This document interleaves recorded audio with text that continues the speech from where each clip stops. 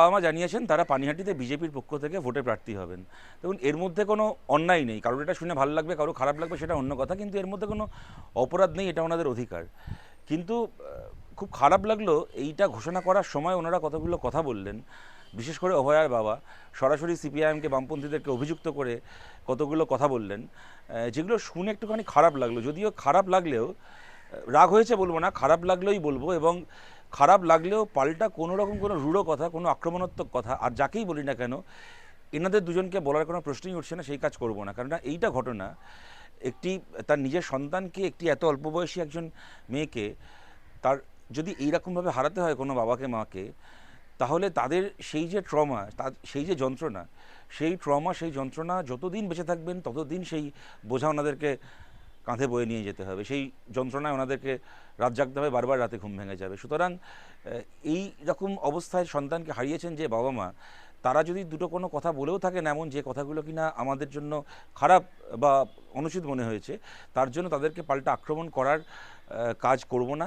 সেইটা করাটা আমাদের উদ্দেশ্য নয়। কিন্তু হাত জোর করে অভয়ার বাবা মাকে অনুরোধ করছি যে রাজনীতি করবেন করুন, কিন্তু এই কথাগুলো কি না বললেই নয়। এই কথাগুলো বলে আপনার মৃতা, আপনার নিহত মেয়ের প্রতি, তার প্রতিও কি আপনারা জাস্টিস করছেন? তার তার তার প্রতি যে অন্যায় হয়েছিল, যে অপরাধ হয়েছিল, সেই অপরাধের বিরুদ্ধে যারা লড়াই করেছিল, তাদের কি এটাই প্রাপ্য ছিল আপনাদের কাছ থেকে? দেখুন, একটা রাজনৈতিক দলে জয়েন করেছেন, সেই রাজনৈতিক দলের যে রাজনৈতিক বক্তব্য, সেই বক্তব্য এখন আপনাদেরকে বলতেই হবে। এটা পশ্চিমবাংলায় বিজেপির একটা বেশ কতগুলো কয়েকদিন ধরে একটা বক্তব্য যে বামপন্থীরা ভোট কাটছে বলে আমরা ভোটে হেরে যাচ্ছি। যেন পশ্চিমবাংলার মানুষের বা পশ্চিমবাংলার তৃণমূল বিরোধী মানুষের ভোটগুলো বিজেপির বাবার সম্পত্তি, বিজেপি ছাড়া আর কারুর সেখানে কোনো দাবি থাকতে পারে না। অন্য কোনো দল সেই ভোট পেয়ে থাকলে তার মানে আমরা ভোট কাটছি, আমরা ভোট পাচ্ছি না, আমরা ভোট কাটছি। যে ভোটগুলো বিজেপি পাচ্ছে সেগুলো ওরা পাচ্ছে। যে মানুষ বিজেপিকে ভোট দিচ্ছেন সেই ভোটগুলো বিজেপি পাচ্ছে, আর যে মানুষ আমাদেরকে ভোট দিচ্ছেন সেই ভোটগুলো আমরা কাটছি। একই দেশ, একই সংবিধান, সেই সংবিধান মেনে বিজেপিও রাজনীতি করে, আমরাও রাজনীতি করি, কিন্তু ওদেরটা পাচ্ছি, আমাদেরটা কাটছি। হয়তো কোনো কারণে বিজেপির বাবার সম্পত্তি ওই ভোটগুলো তারা পেয়েছেন, এটা বিজেপি বলার চেষ্টা করে, এবং নানা রকম একটা ছেদ কথা যে কেন্দ্র ধরে 2021 সালের হিসেব দেখিয়ে বলছে যে এই কেন্দ্রে আমরা এত ভোটে হেরেছি, বামফ্রন্ট ওখানে এত ভোট পেয়েছে, সিপিএম প্রার্থী ওখানে অত ভোট পেয়েছে, ওরা যদি অত ভোট না পেতো তাহলে এই কেন্দ্রে আমরা জিতে যেতাম। দেখলাম অভয়ের বাবাকেও দেখলাম সজল ঘোষের উদাহরণ দিতে। আচ্ছা, আমি বলছি কসবাতে 2016 সালে যে আমরা পরাজিত হয়েছিলাম, 2016 সালে আমরা হেরেছিলাম 10,500 ভোটে, বিজেপি পেয়েছিল আমার যদ্দূর মনে পড়ছে 17,500 ভোট। কোনোদিন এই কাঁদুনি গাইতে যায়নি যে বিজেপি কেন এই ভোটগুলো পেলো, বিজেপি ভোটটা পেলো বলে আমরা হেরে গেলাম, না বিজেপির প্রার্থী না থাকলে আমরা জিততাম। বলতে যাইনি, তার কারণটা হচ্ছে আমি জানি ভাই ভোটে প্রতিদ্বন্দ্বিতা করছি আমরা, লড়লে নিজের জোরে লড়তে হবে, জিতলে নিজের দমে জিততে হবে। যদি নিজের দমে তৃণমূলের থেকে বেশি ভোট না পাই সেক্ষেত্রে হেরে যাব। তার জন্য অন্য দল, একটা সাংবিধানিক অধিকার রয়েছে বিজেপির, এসইউসিআর অধিকার রয়েছে, কংগ্রেসের অধিকার রয়েছে, প্রত্যেকের অধিকার রয়েছে ভোটে দাঁড়ানোর। ভোটে দাঁড়াবেন, তাকে যদি মানুষ ভোট দেয় ভোট দেবেন, যিনি ভোট দেবেন না দেবেন না। তার জন্য আমরা কাটছি, এই করছি, সব কথার মানেটা কী আছে? আমি তো কখনো বলতে যাইনি যে আমি ভোটে জিতে যেতাম যদি না কোনো, ওরা যদি বিজেপি যদি ভোটগুলো না কাটতো।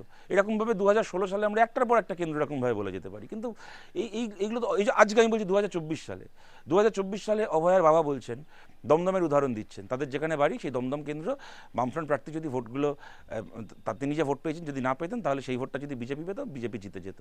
প্রথম কথা হচ্ছে বামফ্রন্টের প্রার্থী না থাকলে সেই সব ভোট যে বিজেপি পাবে এটাই বা কোথায় ঠিক হয়েছে আমি জানি না। তর্কের ক্ষেত্রে যদি ধরেও নি, আচ্ছা মুর্শিদাবাদে মোহাম্মদ সেলিম যে হারলেন, বহরমপুরে যে অধীর চৌধুরী হারলেন, বিজেপি তো সেখানে জিতল না, কিন্তু বিজেপি যে ভোট পেয়েছিল, মুর্শিদাবাদে বিজেপি প্রার্থী যে ভোট পেয়েছিল গৌরীশঙ্কর ঘোষ, সেই ভোটগুলো বিজেপি না পেলে, যদি সেই ভোট যদি কংগ্রেস প্রার্থী কি বামফ্রন্ট প্রার্থী পেতেন, তাহলে অধীর চৌধুরী জিততেন, মোহাম্মদ সেলিম জিততেন। তাহলে কোনোদিন শুনেছেন মোহাম্মদ সেলিমকে, অধীর চৌধুরীকে এই ছিচখাদুনেপনা করতে, যে বিজেপি কেন ভোট পেলো তাই আমি ভোটে হেরে গেলাম? রাজনীতি করতে হলে নিজের দমে করতে হবে।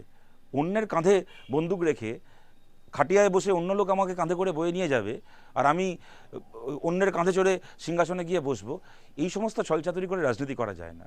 এই গেল প্রথম কথা। তাও আমি বলছি বিজেপির যারা এই রাজনীতিটা করছেন তারা শেখাচ্ছেন, উনি বলছেন ভালো কথা, কিন্তু এই যে অপমান করলেন যারা আন্দোলন করে, আচ্ছা বলুন তো, অভয়া তো ওনাদের সন্তান, নিজের সন্তানকে এইভাবে যদি খুন হতে হয়, তাকে যদি ধর্ষিতা হতে হয়, তার জন্য তো যে কোনো বাবা মার রাগ হবে, যন্ত্রণা হবে, তারা লড়াই করবেন। কিন্তু কলতান তো চিন্তাও না অভয়াকে, কিন্তু কলতান অভয়ার জন্য আন্দোলন করতে গিয়ে জেল খেটেছিল। আজকে গোটা পশ্চিমবাংলায়, আমাদের দুর্গাপুর থেকে শুরু করে, আমাদের কোচবিহার থেকে শুরু করে গোটা বাংলায় আমাদের একাধিক কর্মীকে অভয়ার ওই আন্দোলনে অংশগ্রহণ করার জন্য মিথ্যে মামলায় জেল খাটতে হয়েছে। গোটা বাংলাতে, এবং সবাই সিপিআইএম ছিলেন না, আমাদের পার্টির বাইরেও নকশালপন্থী বহু মানুষজন যারা স্বাধীন গণতান্ত্রিক রাজনীতি করেন, হয়তো ব্যক্তি রাজনীতি করেন, তারা কেউ হয়তো সেই অর্থে কোনো দলীয় রাজনীতির মধ্যে নেই, এরকম মানুষজন, এবং কোনোদিন কোনো রাজনীতির সঙ্গে সম্পর্ক নেই এইরকমও কোটি কোটি মানুষ, বিশেষ করে মহিলারা, তারা রাস্তায় নেমে এসেছিলেন। তারা সবাই ধান্দার জন্য করেছিলেন, তারা সবাই রাজনীতির জন্য করেছিলেন। আপনি ভোটে প্রার্থী হচ্ছেন, আপনারটা রাজনীতি নয়।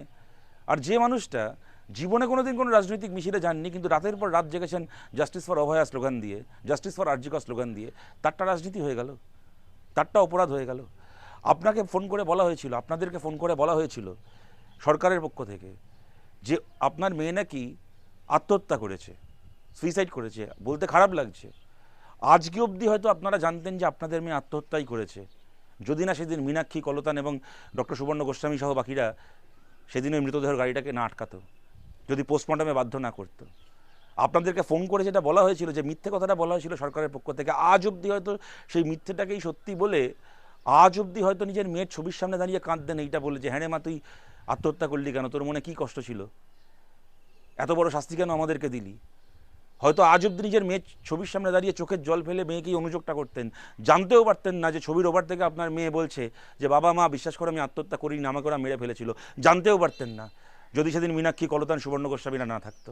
আজকে তারা অপরাধী হয়ে গেল। আপনি ভোটে দাঁড়াচ্ছেন, রাজনীতি করছেন, আপনাকে শুভেচ্ছা। তার জন্য এই বাকিদের যারা এই লড়াইটা করলো আপনার সন্তানের জন্য, তাদেরকে এইভাবে ছোটো করাটা খুব জরুরি ছিল, খুব বাধ্যতামূলক ছিল, এইটা করতেই হতো আপনাদেরকে। আমাদের মনে নেই, আজ থেকে কয়েকদিন আগে, 2 মাস হার্ডলি হয়েছে, আপনারা মিডিয়ার সামনে বলেছেন শুভেন্দু অধিকারী আমাদেরকে একটা প্রস্তাব দিয়েছিল, আমরা সবাই জানি কী প্রস্তাব। ভোট প্রস্তাব দেওয়া ছিল, তখন থেকে বিজেপি আপনাদেরকে বলেছিল ভোটে প্রার্থী হতে। শুভেন্দু অধিকারী আমাদের একটা প্রস্তাব দিয়েছিল, আমরা সেই প্রস্তাবে রাজি হইনি বলে শুভেন্দু অধিকারী এখন আর ফোন করে না, কোনো যোগাযোগ রাখে না। আপনি বলেছিলেন, অভয়ের বাবা বলেছিলেন মিডিয়ার সামনে, ওনার স্ত্রী অভয়ের মা তখন পাশে দাঁড়িয়েছিলেন। যখন ভারতের প্রধানমন্ত্রী মোদি কলকাতায় এসেছিলেন সভা করতে, অমিত শাহ এসেছিলেন, শুভেন্দু অধিকারীরা চেষ্টা করেছিলেন তাদের কাছে নিয়ে যেতে, দেখা করাতে। সিবিআই যখন তদন্তটাকে নিয়ে ছেলে খেলা করছে, সমস্ত অপরাধীকে আড়াল করছে, সঞ্জয় রায় ছাড়া বাকিরা সবাই বেঁচে যাচ্ছে, মোদি অমিত শাহ দেখা করেননি আপনাদের সাথে। আপনারা আক্ষেপ করেছিলেন যে আমাদের সঙ্গে দেখা করলো না প্রধানমন্ত্রী অমিত শাহ। যারা দেখা করলো না তারা এখন ভালো হয়ে গেল, তারা আপনাকে ভোটে প্রার্থী করেছে বলে। আর যারা আপনার মেয়ের জন্য লড়াই করলো, রাতের পর রাত জাগলো, পুলিশের মার খেলো, যে ডাক্তারগুলো এইখান থেকে ওইখান থেকে সেইখান ট্রান্সফার হয়ে গেল, অনশন করলো, গোটা পুজো লোকে আনন্দ করছে, আলোয় ঘুরছে, আর কতগুলো ডাক্তার, কতগুলো তরুণ ছেলেমেয়ে তারা না খেয়ে রাস্তায় বসে আছে, হাসপাতালে যাচ্ছে, ট্রান্সফার করে দিচ্ছে সরকার, আজ অব্দি তারা আপনার মেয়ের নামে অভয়া ক্লিনিক চালাচ্ছে, তারা আজকে খারাপ হয়ে গেল। আমরা ভুলে গেছি সেই সময়। আজকে বলতে গেলে অনেক কথা চলে আসে। বিকাশ ভট্টাচার্য প্রথম সেই মামলা করলেন এবং নিশ্চিত করলেন যে আপনাদের মেয়ের ট্রায়াল, সিবিআই তদন্ত হবে, ট্রায়াল হবে। তারপরে কেউ একটা আপনাদেরকে গিয়ে বোঝালো, এই বিজেপির লোকজন, যে বিকাশ ভট্টাচার্য মামলাটা যেহেতু এখন সুপ্রিম কোর্টে হচ্ছে, বিকাশ ভট্টাচার্য হাইকোর্ট, কলকাতা হাইকোর্টের খুব বড় উকিল, কিন্তু সুপ্রিম কোর্টে নাকি ভালো করে লড়তে গেলে সুপ্রিম কোর্টের উকিল লাগবে, বিকাশ ভট্টাচার্যকে দিয়ে হবে না। আপনারা মামলাটা ওকালতনামা ফেরত নিয়ে বিকাশ ভট্টাচার্যের বদলে অন্য কয়েকজন উকিল, সুপ্রিম কোর্টের তথাকথিত ইন্দিরা জয় সিং এবং আরও কয়েকজন বোধহয় ছিলেন, আমার নামগুলো সবার মনে পড়ছে না, ইন্দিরা জয় সিং ছিলেন, আপনাদেরকে বোঝালো কিছু লোক যে তারা সুপ্রিম কোর্টের উকিল, তাই তারা ভালো করে মামলাটা করতে পারবে। বিকাশ ভট্টাচার্য হাইকোর্টের উকিল, ওনার দৌড় হাইকোর্ট অবধি, উনি সুপ্রিম কোর্টে করতে পারবেন না, তাই মামলাটা তাদেরকে দিয়ে করাতে হবে, বিকাশ ভট্টাচার্যের হাত থেকে নিয়ে নিতে হবে। করলেন। একটা কোনো নেতিবাচক কথা কেউ বলেনি বামপন্থীদের সেই দিন। বিকাশ ভট্টাচার্য নিজে বলেছিলেন যে এটা সে মেয়েটির বাবা মার ইচ্ছা, স্বাধীনতা, তারা যদি মনে করেন, তারা যেটা ভালো বুঝবেন তারা করুন। কি পরিণতি হলো? ওই সুপ্রিম কোর্টে মামলা করে বিকাশ ভট্টাচার্যরা ডিএটাকে আদায় করে আনলেন। আর সুপ্রিম কোর্টে তথাকথিত সুপ্রিম কোর্টের উকিলরা কি করলেন সেই মামলাটাকে নিয়ে, আজ আমরা কেউ জানি না কোনোদিন আর কোনো ন্যায় বিচার অভয়ার ঘটনায় হবে কিনা। সুতরাং দেখুন, আজকে এই কথাগুলো আমি এত কিছুর পরেও বলছি, এবং আমাদের কর্মীদের কাছেও বলছি, এত কিছুর পরেও আমাদের লড়াই, আমাদের আন্দোলন, আমাদের আক্রমণের লক্ষ্য কখনো অভয়ার বাবা মা নন। বিজেপির প্রতি আমাদের যা রাজনৈতিক লড়াই আছে থাকবে, কখনো এনারা দুজন আমাদের হাজার খারাপ কথা বললেও আমাদের নামে ওনারা আমাদের রাজনৈতিক শত্রু হয়ে যান না। কেননা ওনারা আমাদের রাজনৈতিক মার্জনা করবেন, আমাদের রাজনৈতিক প্রতিদ্বন্দ্বী, তার থেকে অনেক বড় পরিচয় ওনারা সন্তানহারা বাবা মা। এবং খালি সন্তানহারা নয়, সন্তান কোনো স্বাভাবিক পরিস্থিতিতে মারা যায়নি, সন্তানকে মেরে ফেলা হয়েছিল কষ্ট দিয়ে। সন্তানহারা বাবা মা, তারা কখনো আমাদের কোনো আক্রমণের লক্ষ্য যেন না হয়, এটা আমাদের কর্মীদেরকেও, কাজটা কঠিন, খারাপ লাগে, এত লড়াই করার পরে এই কথাগুলো শুনলে খারাপ লাগে। তবু আমাদের কর্মীদেরকেও মাথা ঠান্ডা রেখে নিজের বিবেককে বাঁচিয়ে রেখে, এটা খুব কঠিন কাজ, কিন্তু এই দায়িত্ব নিতে হবে। আমাদের মুখ থেকে একটা কোনো খারাপ কথা বেরোবে না ওনাদের জন্য। কিন্তু অভয়ার বাবা মার কাছেও হাত জোর করে বলছি, রাজনীতি করছেন করুন, আপনাদের রাজনৈতিক ভবিষ্যতের জন্য শুভেচ্ছা আপনাদেরকে, কিন্তু যারা লড়াই করলো আপনার সন্তানের জন্য, তাদেরকে কি এভাবে ছোট না করলেই নয়?